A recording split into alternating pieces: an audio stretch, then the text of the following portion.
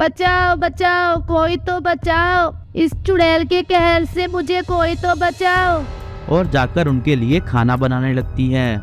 लगता है मेरी बेटी खतरे में है।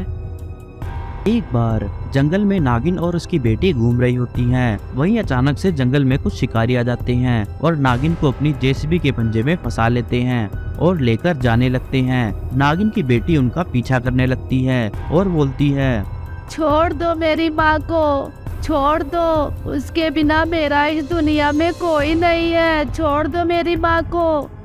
तभी एक शिकारी नागिन की बेटी पर जाल फेंक देता है और नागिन को वहां से लेकर चला जाता है। वहीं से चुड़ैल और उसका बेटा गुजर रहे होते हैं। वह नागिन को ले जाता हुआ देख लेते हैं। चुड़ैल कहती है, अब तो इस नागिन को भगवान ही बचा सकता है इन कसाईयों से। तभी उसकी नजर जाल में फंसी नागिन की बेटी पर पड़ती है और वह सोचती है, मैं तो बूढ़ी हो गई हूँ, मुझसे तो घर का काम भी नहीं होता है और काम कर कर के मेरे जोड़ों में भी दर्द होने लगा है। इस नागिन की बेटी को ले चलती हूँ और इसे नौकरानी बना लूंगी और सारा काम करवाऊंगी। ऐसा कहकर वह नागिन की बेटी के पास जाती है और उसे जाल में से तुरंत निकाल देती है। नागिन की बेटी कहती है, चुड़ैल आंटी आपका शुक्रिया, आपने मुझे आजाद किया। मेरी माँ को शिकारी ले गए हैं, मैं क्या करूँ, कहाँ जाऊँ, मुझे कोई रास्ता बताइए। चुड़ैल कहती है, अरे तुम रो मत, तुम मेरे साथ मेरे घर चलो, आज से मैं ही तुम्हारी माँ हूँ। नागिन की बेटी चुड़ैल को अपनी माँ समझकर उसकी गुफा में चली जाती है। गुफा में जाते ही चुड़ैल उस पर चिल्लाने लगती है और बोलती है, सुन नागिन की बेटी, हमें भूख लगी है, चल जल्दी से हमारे लिए खाना लेकर आ। नागिन की बेटी उनकी यह बातें सुनकर बहुत डर जाती है और जाकर उनके लिए खाना बनाने लगती है।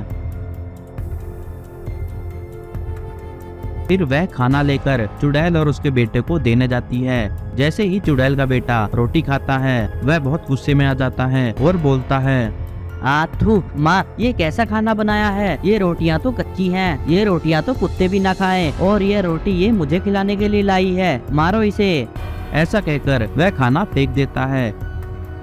तभी चुड़ैल नागिन की बेटी को बहुत मारती है और उसे उल्टा लटका देती है और बोलती है, इतनी बड़ी हो गई, अभी खाना बनाना नहीं आता, तू आज रात भर ऐसे ही उल्टी लटकी रहे। सुबह नागिन की बेटी की जब नींद खुलती है, वह देखती है कि एक चारा काटने वाली मशीन है जिसे चुड़ैल का बेटा चला रहा है और चुड़ैल गांव के एक इंसान को उस मशीन में डाल रही है। छोड़ दो मुझे जाने दो, अरे कोई तो मेरी जान बचाओ, ये लोग तो मुझे मशीन में डालकर काट देंगे। परंतु चुड़ैल उस मशीन में उसको डाल देती है। अरे मार डाला रे, कोई तो बचाओ। अभी उस मशीन की दूसरी तरफ से बहुत सारे फल निकलते हैं। नागिन की बेटी उनके पास जाती है और बोलती है, ये तुम दोनों ने क्या किया, उस आदमी को मशीन में डाल दिया और उसका फल बना के खा गए। नागिन की बेटी, तू ज्यादा मत बोल, वरना तुझे भी इस मशीन में डाल दूंगी। हाँ माँ, चलो इसको भी इस मशीन में डाल देते हैं और इसके भी फल बनाकर खा जाएंगे, वैसे भी यह किसी काम की नहीं है। उनकी बातें सुनकर नागिन की बेटी बहुत डर जाती है और वहां से भागने लगती है। परंतु चुड़ैल उसको पकड़ लेती है और मशीन के पास ले आती है। नागिन की बेटी चिल्लाने लगती है, बचाओ बचाओ, कोई तो बचाओ, इस चुड़ैल के कहर से मुझे कोई तो बचाओ। तुझे यहाँ बचाने कोई नहीं आएगा। वही नागिन जो जेसीबी के पंजे में फंसी हुई थी, शिकारियों के सोते ही उस पंजे में से खुद को आजाद कर लेती है। लगता है मेरी बेटी खतरे में है। और तुरंत अपनी बेटी के पास पहुंच जाती है और अपनी शक्तियों से उसे बचा लेती है और वह उस मशीन में आग लगा देती है। मशीन भस्म होते ही वहां एक मैस्टिक्स वाला शैतान प्रकट हो जाता है और नागिन से कहता है, नागिन, तुमने मुझे आजाद कर दिया। बरसों से इस चुड़ैल ने इस गुफा पर राज करने के लिए मुझे एक मशीन में बदल दिया था। अब मैं इस चुड़ैल से अपना पुराना हिसाब बराबर करूंगा। ऐसा कहकर वह चुड़ैल और उसके बेटे को मार मार कर भगा देता है। रामू चाकू से उस मछली के 2 टुकड़े कर देता है। गांव का एक आदमी आईफोन 14 प्रो मैक्स लेकर घूम रहा है। हाँ भाग्यवान, पहली बार तुमने अकल की बात की है। एक बार की बात है, एक गांव में एक गरीब मछुआरा रामू रहा करता था। वह बहुत ही गरीब था। एक दिन रामू तालाब में मछलियां पकड़ने गया था। शाम हो गई थी, परंतु उसके हाथ एक भी मछली नहीं लगी थी। वह बहुत ही दुखी हो जाता है और बोलता है, आज का मेरा दिन खराब गया। आज मैं कोई भी मछली नहीं पकड़ पाया। अब मैं सिर्फ 3 बार ही नदी में जाल डालूंगा। अगर कोई मछली आई तो ठीक है, वरना मैं वापस घर चला जाऊंगा। ऐसा कहकर वह अपना जाल नदी में फेंकता है, परंतु उसे कुछ भी नहीं मिलता है। फिर वह एक बार और अपना जाल नदी में फेंकता है और दूसरी बार भी वह जाल खाली ही वापस आता है। भगवान, क्या आज मेरे बच्चों को भूखा सोना पड़ेगा? यह सोचकर वह अपना जाल तीसरी बार उस नदी में फेंकता है।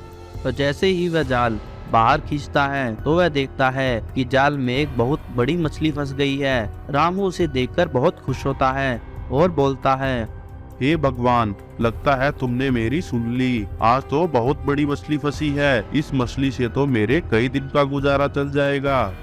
फिर वह बड़ी मेहनत से उस मछली को बाहर निकालता है, लेकिन जब वह उस मछली को उठाने लगता है, वह मछली बहुत भारी होती है और रामू उसे नहीं उठा पाता। फिर वह भागा भागा अपने घर जाता है और अपनी पत्नी को बुलाकर लाता है। दोनों पति पत्नी मिलकर उस मछली को उठाने लगती हैं, परंतु वह मछली बहुत भारी थी। मीरा ने कहा, सुनो जी, यह मछली तो बहुत भारी है। हमें इस मछली के 2 टुकड़े कर देने चाहिए, जिससे हम इस मछली को आसानी से ले जा पाएंगे। भाग्यवान, तुम सही कह रही हो। मैं अभी इस मछली के चाकू से 2 टुकड़े कर देता हूँ।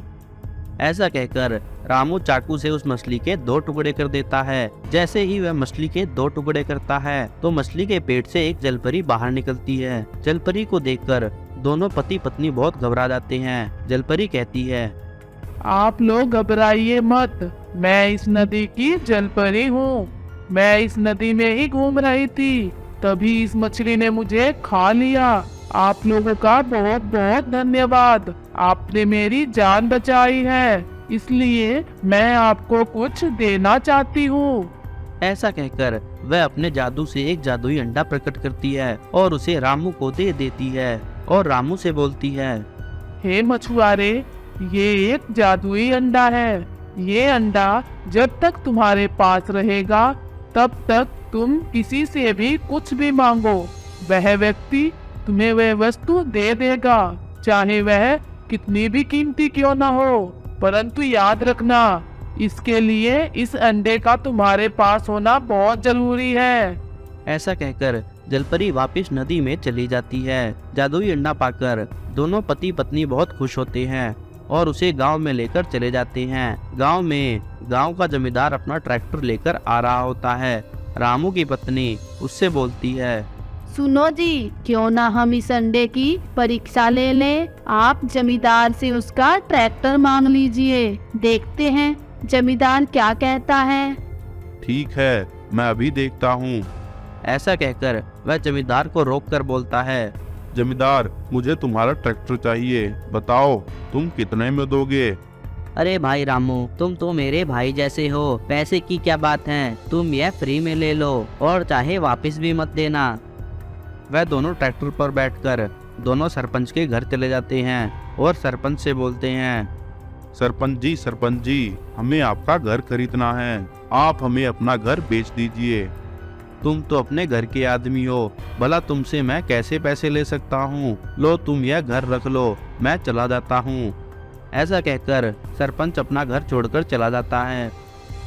तभी वह देखता है कि गांव का एक आदमी आईफोन 14 प्रो मैक्स लेकर घूम रहा है।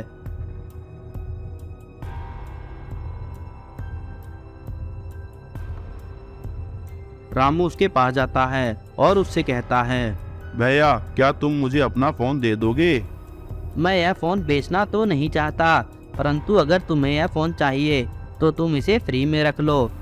ऐसा कहकर वह रामू को अपना फोन देकर चला जाता है। रामू आईफोन 14 प्रो मैक्स देखकर बहुत खुश होता है। फिर रामू की पत्नी रामू से कहती है, सुनो जी, जिस जलपरी ने हमें ये जादुई अंडा दिया, उसके पास तो बहुत सारी दौलत होगी और बहुत सारे जादुई अंडे भी होंगे। क्यों ना हम उस जलपरी के पास चलें और उससे उसकी सारी दौलत और सारे जादुई अंडे मांग ले। हाँ भाग्यवान, पहली बार तुमने अकल की बात की है। ऐसा कहकर वह दोनों जादुई जलपरी के पास जाते हैं और उसे कहते हैं, जलपरी, तुम हमें अपनी सारी दौलत दे दो और अपने सारे अंडे दे दो। मैं तुम्हें अपनी सारी दौलत और सारे जादुई अंडे दे दूंगी, परंतु यह दौलत सिर्फ उसको मिलेगी जिसके पास अंडा होगा। यह बात सुनकर रामू की पत्नी रामू से वह अंडा ले लेती है। रामू कहता है, अरे अरे, ये क्या कर रही हो? लाओ मुझे वो अंडा वापस दो।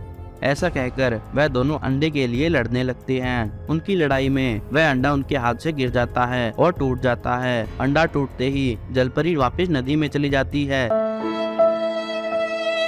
रामू और उसकी पत्नी बहुत उदास होकर वापस गांव जाते हैं और सभी गांव वाले लाठी लेकर वहां खड़े होते हैं और उन्हें मार मार कर वहां से भगा देते हैं।